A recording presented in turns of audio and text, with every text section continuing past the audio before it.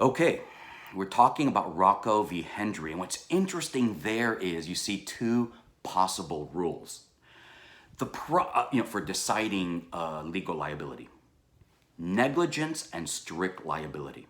Look, the reason why you just can't say, "Oh, it's the cattle rancher's fault; it's his cattle," is because if you look at it from just a neutral perspective, right? You want to do justice. If the owner of the crop farm, the pepper farmer, right, he's complaining that my neighbor, the rancher, didn't have a fence, or maybe built a fence, but the fence wasn't strong enough, so eventually the cattle committed trespass straight into my property, damaging my crops. Problem with that argument is that if I'm the if I'm the cattle rancher, if I'm Hendry, I'm gonna say, wait a minute, why do I have to build the fence, right?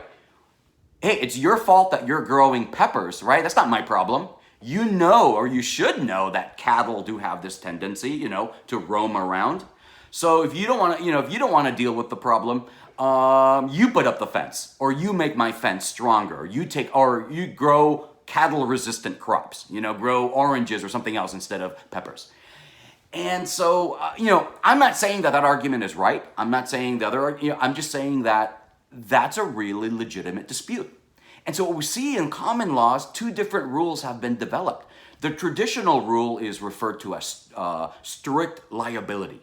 Strict liability is the rule that if you own cattle and your cattle commits trespass, we're not going to ask whether your fence was, properly equipped, who built the fence. We're just going to automatically impose liability and therefore economic damages on the owner of the cattle. Strict liability is a bright line rule, generally speaking. The other rule, and you see that's as though it's being discussed in this case, is the rule of negligence.